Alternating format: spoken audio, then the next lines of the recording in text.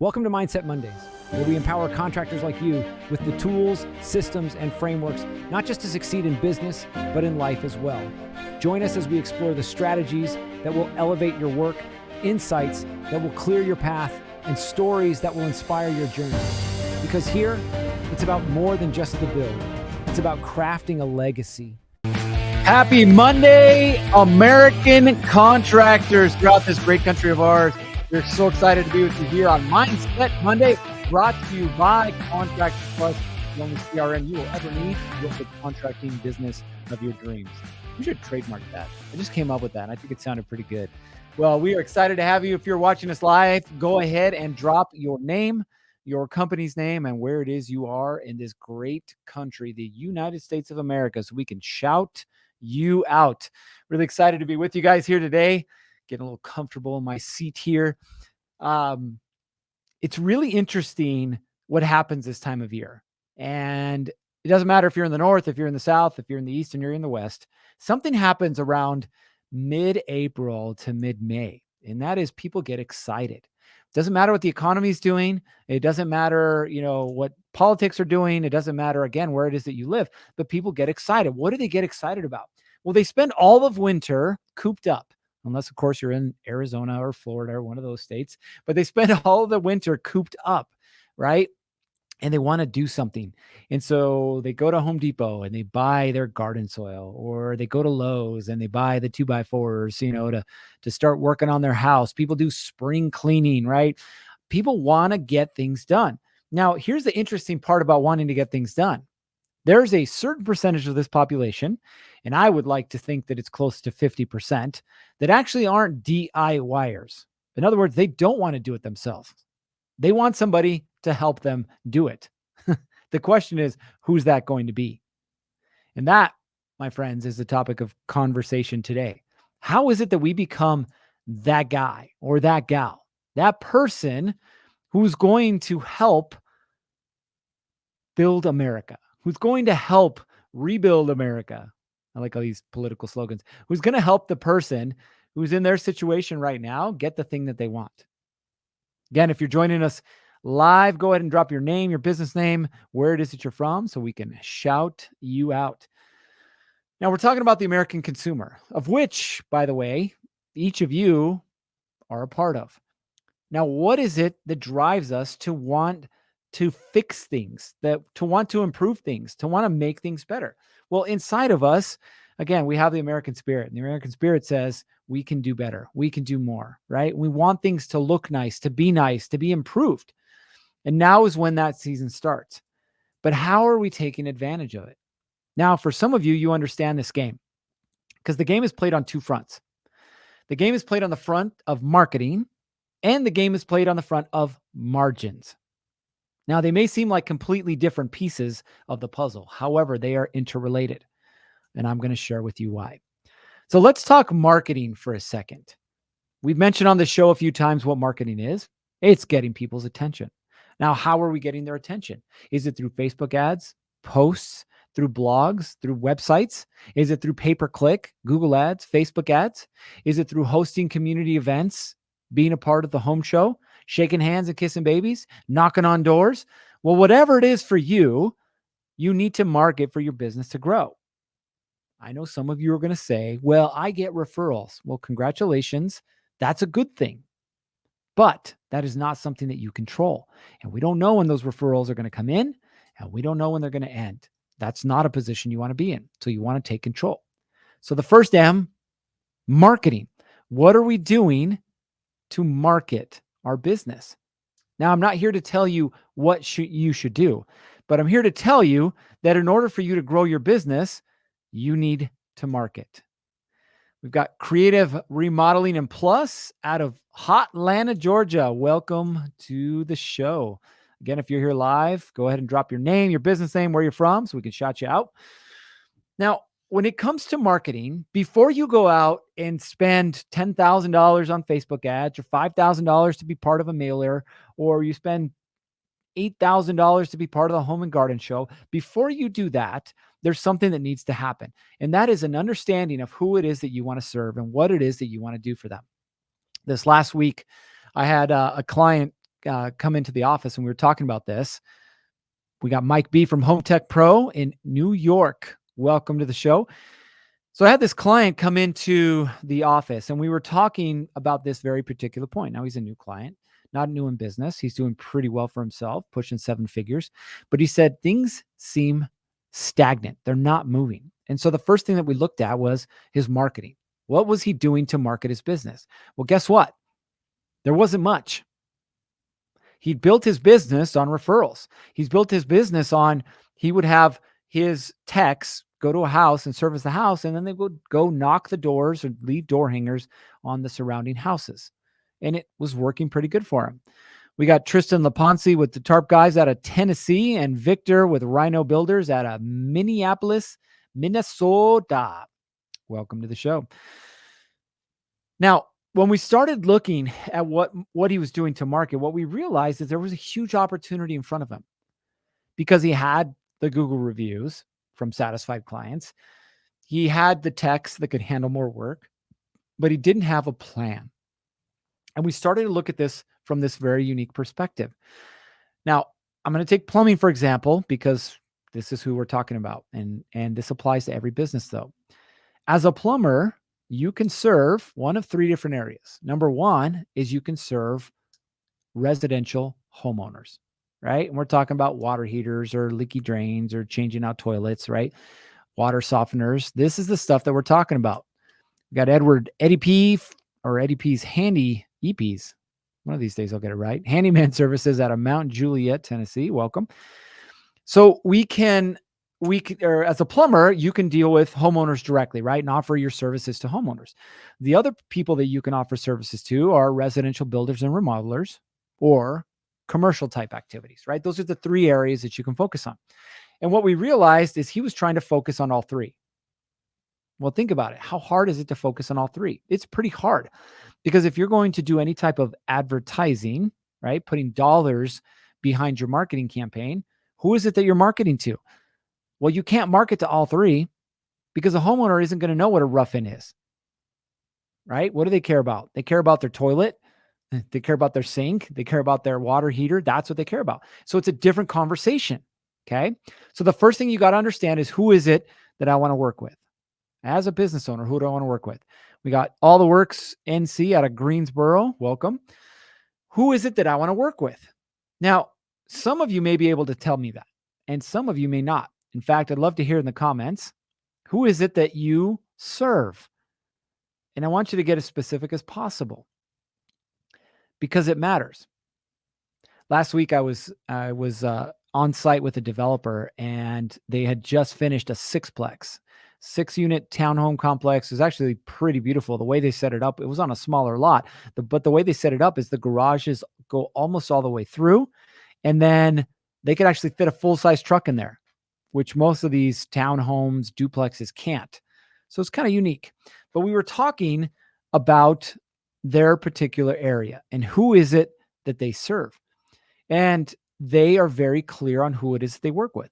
They work with multifamily and commercial developers and help them finish out their products or projects, right? That's what they do. All right. Edward says, I service middle-class homeowners and property management companies.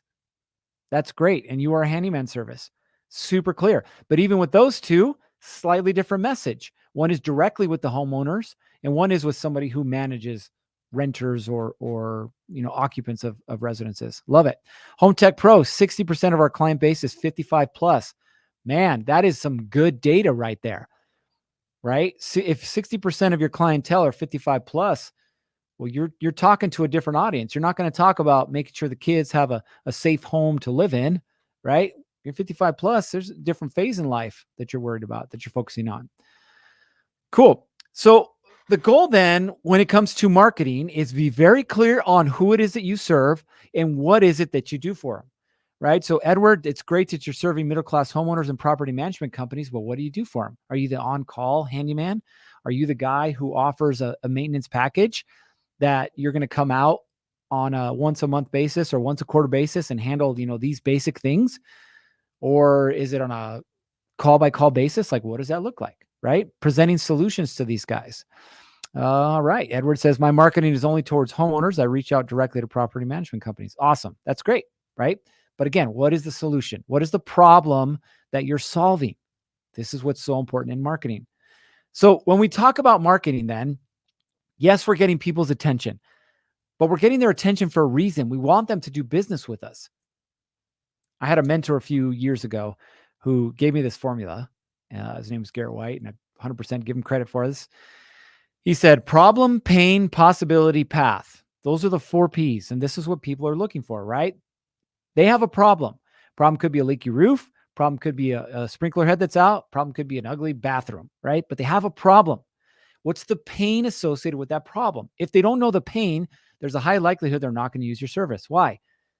Because we're not going to go for a solution that we don't believe is going to solve a problem. Okay. So we have to be clear on that problem. And you can ask them, by the way, hey, Mrs. Jones, I know you want to replace your bathroom. You want to update your bathroom, but why? Like, what's the reason? Do you mind me asking? What is the reason? Oh, A, B, C, D, whatever the thing is. They gave you all the ammunition you need for your sales presentation later, right? Now, the possibility that exists, right? Let's take the same example, the bathroom. You know what? Like, I just can't it's not functional enough. I can't get around. It takes me too long to get ready in the morning. My husband's stuff's in my corner. I hate this. Like, I need more space. I need to redevelop. I need more functionality. Great. So what's the possibility? Like, what are you actually looking for? Are you looking to expand this bathroom, double the size? Are you just looking to reconfigure it? Like, what's the thing you're looking for? Again, problem, pain, possibility, and the path. Mrs. Jones, love this. So just to make sure that I heard you right, you said A, B, C, D were your problems. You said E and F or what it was that you're looking for. Well, I have great news for you. We've actually worked with many homeowners in your exact situation and help provide the solution to this exact problem. Would you like to hear how? Right? Again, marketing, problem, pain, possibility, path. We've got Home Tech Pro says, shout out to all the handymen out there, but definitely a different game when you come in as a contractor versus handyman. 100%, my man, 100%. Which, by the way, remodelers and handymen should be best friends. Like, you guys should referring business back and forth all day, every day. Okay. Edward says, for homeowners, I provide routine repairs and maintenance. I do emergency calls. Cool. Property managers, I do service calls, move outs, unit turns, and emergency calls. Great. Awesome. Okay. So we've got marketing. Okay. And I think you guys understand marketing, which, by the way, if you have any questions around marketing and maybe specifically around your business, like, how do I market my business? Or I've had an issue in trying to market to these people, drop it in the comments, my friends. We love to find solutions to problems here. I'm going to move on, but if there's a comment, I will move back and address it. Now, at the beginning of the call, we talked about the 2 M's, marketing and margin. Now, who knows the difference between markup and margin? Markup and margin. Most contractors don't understand this, which is why at the beginning of the month, you're like, holy cow, look at this. We got some good cash coming in. And at the end of the month, you're like, where did all the cash go? Okay. You look like the kids at the Chuck E. Cheese line, right? It's like, where did all that pizza go? I don't know. Like, it just disappeared. It went somewhere. I don't know where. Right. And so we start looking at this and saying markup and margin are not the same thing. You're not in business simply to make money. Let me repeat this. You are not in business simply to make money. Some of you guys are probably like, wait a minute, what did you just say? Yeah, I said it. You're not in business to make money. Why are you in business? To keep money. At the end of the day, what matters is what's left over in your bank account. Think about it. Would you rather make $1 million and keep 75,000, or would you rather make 500,000 and keep 100,000? Pretty simple, right? We want to keep more money. The problem is we don't know how to price things so that we keep more money. So markup versus margin. You guys are like, hey, my profit margin's 32%, or my profit margin's 17%, whatever it is. You may know it. You may not. Okay. So if you think that you know the difference between markup and margin, go ahead and drop it in the comments. I'm curious if anybody knows the answer to this. And know, if you're sitting in front of your desk and you Google it, it doesn't count. Okay. But we want to know if you know the answer to this. We got Ryan that dropped a comment. He says, I'm starting in biz or a biz that focuses on aging in place. What is a good strategy for marketing? Thank you, Ryan. It sounds like you're a remodeler, but aging in place, for those of you that don't understand what that means instead of you going to a nursing home, assisted care facility, so on and so forth, or sending your parents there, you make sure that that can happen in the home that they're currently in or that you're currently in, right? Aging in place. So we look at this and we say, okay, aging in place. First of all, who does this apply to? Well, it could be one of two different audiences. It could be the person aging in place themselves or the children of the people aging in place. Now it's your decision on who it is that you want to market to, right? I would focus on the one that has the most money. There are a lot of baby boomers that have money and want to age in place, right? That's their thing. But there's also some that don't have money, but their kids do. So understand that that's going to be different, right? That message is going to be different. You're talking to the homeowner who wants to age in place. You're talking to the kids of the homeowners that want to age in place. Okay. But what is the problem? The problem is the house isn't functional. The problem is that the house isn't safe. The problem is that the house doesn't provide for the needs. You see what I mean? Now you're starting to use phrases like this, and you can get as specific as you want, right? Think about what are the things that make a house non-functional for someone who's aging in place? What are the things that make the house unsafe for people who are aging in place? By the way, my parents are going through this right now. My dad's approaching 80. My mom's in her mid 70s. My mom had a stroke a few years back.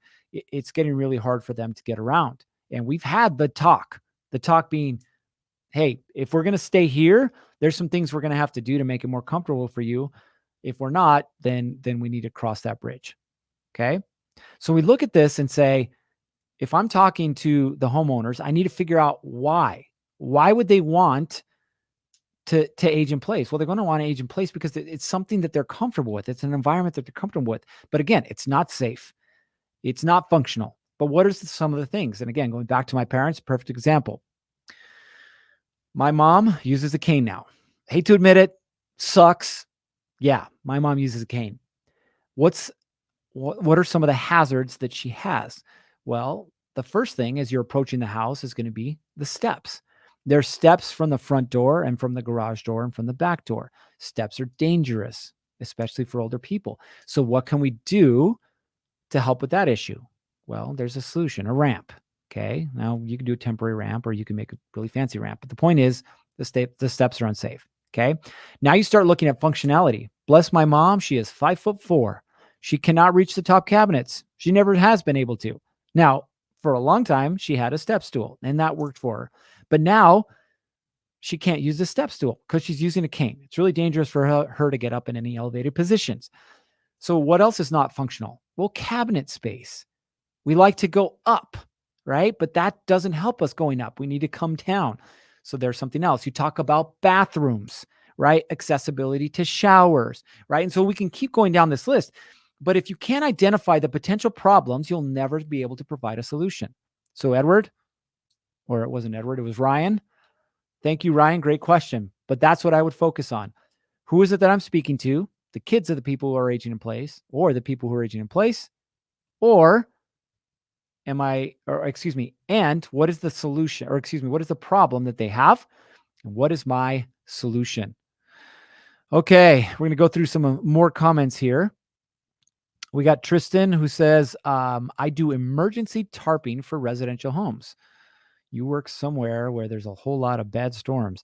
Currently, most of my business comes from a contract I set up with a local ServPro. I want to get referrals from and jobs from insurance companies. What would be the best way to target this market? Great question, Tristan. Now, I don't know how profitable just putting tarps up for ServPro is, but the first thing that comes to my mind is your ability to offer more than just tarping, right? Like, why would somebody call you? Well, it's a leaky something, and that's why you're providing tarps. But what else could you help to mitigate on the front end? Okay, you look at ServPro, for example, and you say, could I be more than just the tarp guy for ServPro? Could I help stabilize it so that ServPro can come in, clean up, and then, if there's a rebuild, they can rebuild? That's something I would look at. The other thing I would look at is, and I'm not sure with insurance companies, so I can't speak directly to this, but if you're working with ServPro, guess what? They're not the only companies out there that are dealing with flood, fire damage, water damage to a home. So I would Google in your area restoration companies, and then I would go build relationships with them and see what services you could offer to them, right? That's the first place I would go. Now, insurance companies, again, don't have a ton of experience in it. I do know insurance companies don't like to pay, but maybe for your service, they do. So it would be the same thing. Why would an insurance company want to do work with you? Okay. The first question we got to answer, why would somebody want to do business with you? Now, is there a possibility that the insurance company is paying for this and they don't want to pay more dollars, so it makes sense for them to get it tarped? Sure.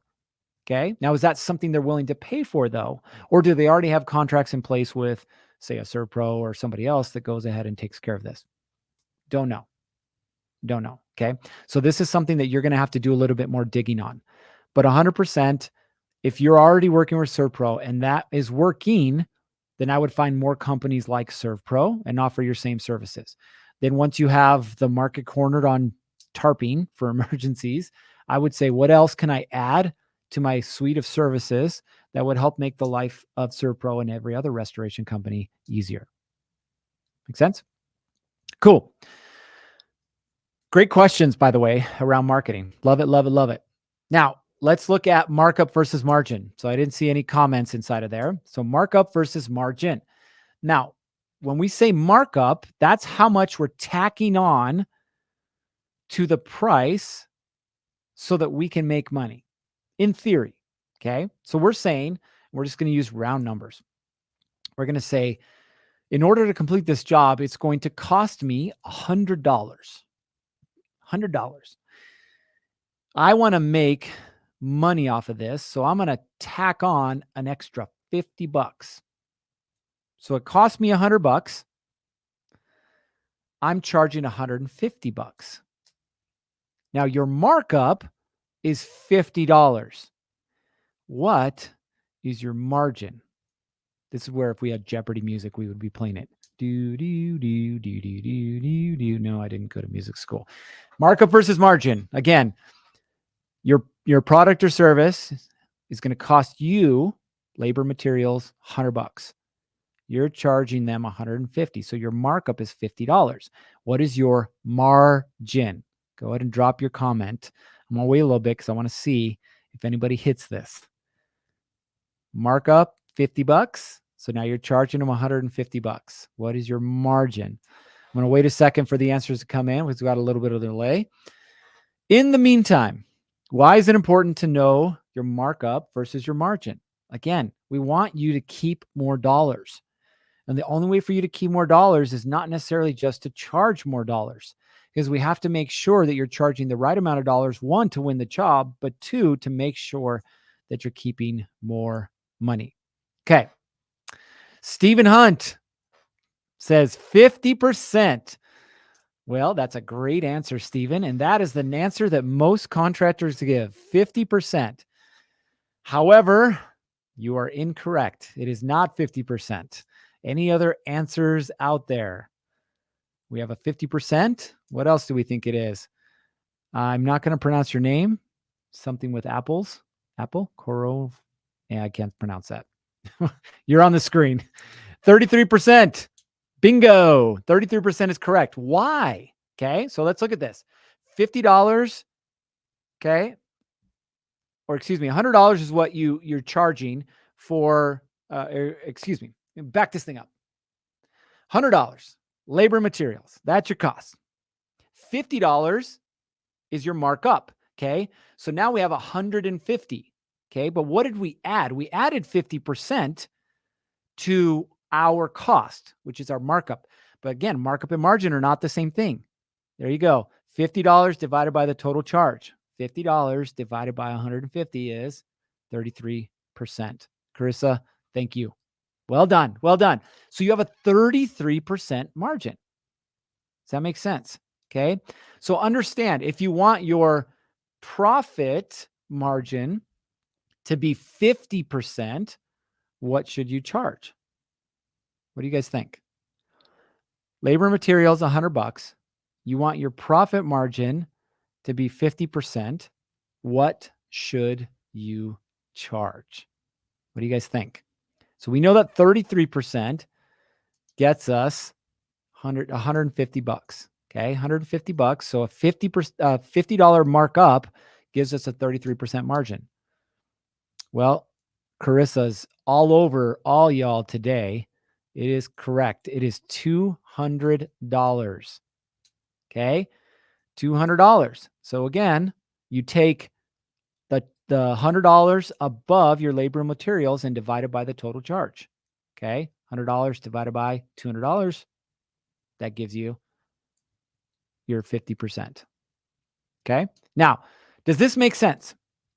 Understand this. Okay. So when you're looking at your margin, we're looking at how much money that we should be able to keep at the end of the day. I get it. We're not going to go into the details about fixed costs versus your variable costs and how you should tie all that in. Yes, you're right. But for the sake of conversation today, I want to keep it simple. All of your costs, labor, materials, all whatever your total costs are, add on your markup, okay? And then divide that by the total dollar amount gives you your margin. If you want your margin to be 50%, you know where it needs to be. And we just used an example. Home Tech Pro says 350 sounds better. I'm just saying, all day, every day, my man. I agree with you. But it's what your audience is willing to pay. Does that sound fair? Now, does anybody have any questions around markup or margin? I want you to understand this because I want you guys to keep more money, not just make more money. Making money's cool. Keeping money is way cooler, right? There's other things that you want to be able to do with your money. All right. So again, as we're talking about the growth of your contracting business, it doesn't matter if you're starting out. It doesn't matter if you've been in business 2 to 5 years. It doesn't matter if you've been in business 10 years. Okay. What is it that you should be focused on? The 2 M's. The first one is marketing, and the second one is margin. If you can unlock how to market, there's no limit to how big you can grow. Because again, you're clear on an audience, you're clear on the problem and the pain associated with that problem, and you have a solution for it. Okay. If we can do that, sky's the limit. On the backside, margin, making sure that we're keeping more money. And I get it. Across industries, it's different. There's some industries that it's 18 to 20%. There's some industries, roofing calling you out, that you're like 50%. It's not a good or a bad thing. It's just where the industry's at. So make sure you understand your numbers. Make sure you understand what you should be charging and why you should be charging it, because you're going to have to justify them, right? We got Home Tech Pro says 350 sounds better than 150 or 200. Great. All day, every day. But can you sell it, right? Will they buy it? Are they willing to buy it? Because if they're not willing to buy it, then it really doesn't matter, does it? All right. That's all we got for you guys today. The 2 M's, M&M. Remember the M&M's, marketing and margin. If you can keep those in mind and focus on those every single day, there's no way you can't build the contracting business of your dreams. All right. That's all we got for you guys. You know what time it is. It's time for you to get after it. 3, 2, 1. Off you go. Contractor Plus is funded not by the deep pockets of venture capital firms in Silicon Valley, but by the real MVPs, our loyal fans and users. You've seen us grow, you've grown with us. Now this is your chance to invest and join us as a bona fide stakeholder in Contractor Plus. No velvet ropes, no accredited investors only, whether you've got $100 or $100,000. This isn't just for the well-heeled. It's for everyone who believes in us or uses Contractor Plus and wants to help us revolutionize the industry. Check out Contractor Plus on WeFund. Invest what you can, and let's build the future of contractor collaboration together. And that's a wrap on today's episode of Mindset Mondays. Thank you for joining us and being a part of this incredible journey to not just be great at what you do, but to live a great life too. Remember, every tool, tip, and story shared here is a step towards building your dream, both on and off the job site.